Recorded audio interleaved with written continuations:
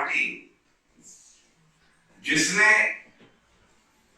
आबकारी घोटाला किया,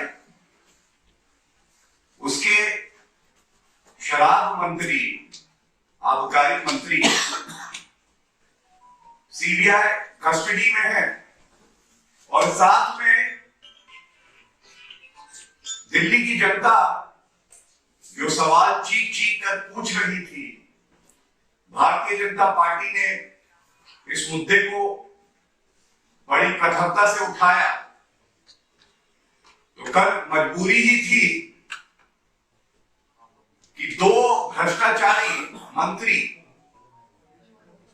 शराब मंत्री एक्यूज नंबर 1 मनीष सिसोदिया और करीब 8.5 महीने से जो जेल में स्पा मसाज सेंटर खोले हैं सतेंद्र जैन, मीडिया के माध्यम से खबर आई कि दोनों ने इस्तीफा दे दिया है। लेकिन आज इस अहम प्रेस वार्ता में बहुत ही अहम बिंदु को हम उठाने जा रहे हैं। ये बात तो मैं सबके समक्ष रखूंगा ही कि ये मनीष सिसोदिया का इस्तीफा है, resignation letter of the corrupt Manish Sisodia. The resignation letter itself raises very important and pertinent questions. How is it that the resignation letter itself is undated, has no date? Is it because the kingpin of the excise policy scam, the most corrupt Arvind Kejriwal, yet again has played with the constitution, and then this resignation letter surfaced without any date. The resignation letter of the other corrupt minister is also to be examined, and it reveals a lot. ये कहना बिल्कुल गलत नहीं होगा। आपको याद होगा जब ये मुद्दा भारतीय जनता पार्टी ने उठाया, उस वक्त कट्टर बेईमान अरविंद केजरीवाल अपने भ्रष्टाचारी पापी मंत्रियों को कट्टर ईमानदार बुला रहे थे। और तब हमने एक बात कही थी, जैसे जैसे जुड़ रही है कड़ी, अरविंद केजरीवाल के पास आ रही है हथकड़ी। और आज वो समय आ गया है जब हमें ये प्रश्न पूछने होंगे। और अरविंद केजरीवाल जी, एक बात मैं जरूर आपसे कहूंगा, तमाम प्रेस कॉन्फ्रेंस हुई, जनता के सवाल पूछे गए, आपने किसी को भारत रत्न दिया, किसी को पद्म विभूषण की बात करी, वही भ्रष्ट मंत्री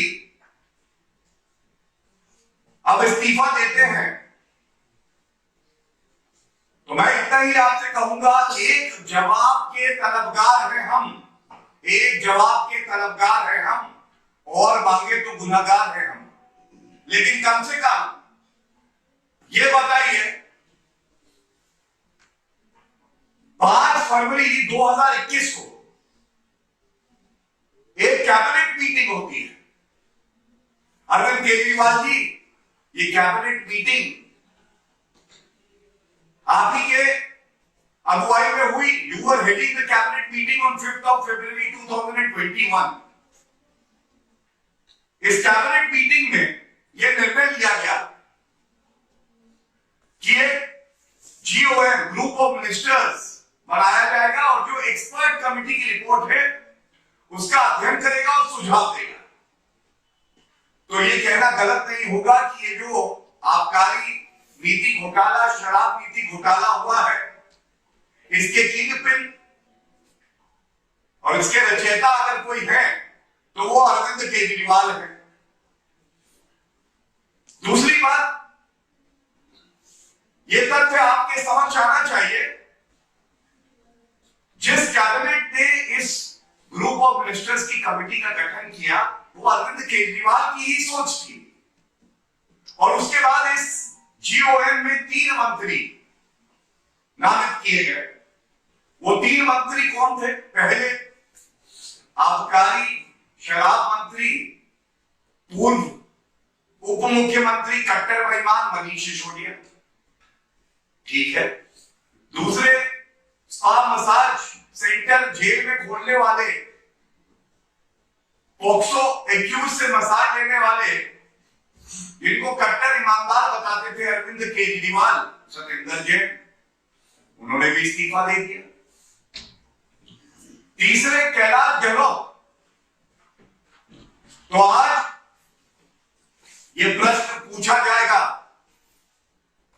और बड़ी मजबूती और प्रखरता से पूछा जाएगा कि प्यादों से तो इस्तीफा ले लिया, लेकिन जिसने ये घोटाला करवाया, जिसके निर्देश पर ये घोटाला हुआ, जिसने पूरे घोटाले की रचना करी, अरविंद केजरीवाल, आप इस्तीफा कब देंगे? और ये बड़ी जिम्मेदारी से मैं कहूंगा, क्या ये बात सही नहीं है कि आप एक संवैधानिक पद पर बैठे हैं, you head the cabinet and the council of ministers, you are in a position to influence the ongoing investigation in which your involvement is writ large, and especially considered in the background that certain important files pertaining to the excise scam have gone missing, 1 and 2. We all are aware how digital evidence, which was there in the form of mobile phones, was destroyed by the former ministers, and this was done under the instructions of Arvind Kejriwal. We make that charge very responsibly. इसके साथ ही अगला तथ्य यह है कि अगर 2 मंत्री इस्तीफा देते हैं तो कैलाश गहलोत, जो ग्रुप ऑफ मिनिस्टर्स में पूरी तरह से भागीदारी लेते हैं, वो इस्तीफा क्यों नहीं देते? इस ग्रुप ऑफ मिनिस्टर्स ने अपनी रिपोर्ट 22 मार्च 2021 को तैयार कर ली, और ये फिर से बड़ा अहम है कि सुई घूम के बार बार कट्टर बेईमान अरविंद केजरीवाल पे आके रुकती है। आप इस तथ्य को नकार सकते हैं कि आपकी जो बैठक हुई कैबिनेट की, उसमें ये जो जीओएम ने रिपोर्ट तैयार करी थी, उसका आपने संज्ञान लिया, अध्ययन किया, उसके बाद निर्देशित किया कि इस रिपोर्ट को आप तुरंत लागू करें। अरविंद केजरीवाल जी, आपको यह बताना होगा देश को कि क्या आपने 22 मार्च 2021 की कैबिनेट मीटिंग में यह निर्देश दिया, यह फैसला किया कि नहीं किया कि जीओएम की जो रिपोर्ट है उसको तुरंत लागू किया जाए, जिससे जो बिचौलिए हैं, जो आम आदमी पार्टी के मित्र हैं, उनको शराब के ठेके दिए जाए। इसके साथ ही 2 तथ्य और बहुत महत्वपूर्ण है, और इसीलिए अरविंद केजरीवाल को तुरंत इस्तीफा देना चाहिए, जिससे पूरी तरह से पारदर्शी विवेचना हो सके और उस विवेचना में कोई व्यवधान, कोई अड़चन अरविंद केजरीवाल अपने संवैधानिक पद का दुरुपयोग करके नहीं कर सके। हम सब जानते हैं किस तरह से मोबाइल फोन्स जिसमें बहुत ही महत्वपूर्ण साक्ष्य प्रमाण डेटा था, पूर्व शराब मंत्री ने उनको नष्ट किया। लेकिन जो अब मैं आपको बताने जा रहा हूं ये पब्लिक डोमेन में है। और जो मुख्यमंत्री के पीए हैं, मुख्यमंत्री के पीए 4 मोबाइल फोन नष्ट करते हैं। 4 मोबाइल फोन अरविंद केजरीवाल के पीए इसी समय अवधि में नष्ट करते हैं। क्या कार जाके अरविंद केजरीवाल से नहीं जोड़ता है? और आप वो अरविंद केजरीवाल हैं जो कहते हैं कि अगर किसी पे आरोप भी लग जाए तो उसको तुरंत इस्तीफा दे देना चाहिए। इसके बाद सबसे महत्वपूर्ण बात मैं और आपके समक्ष रख दूं, जांच एजेंसियों ने कोर्ट को यह भी बताया है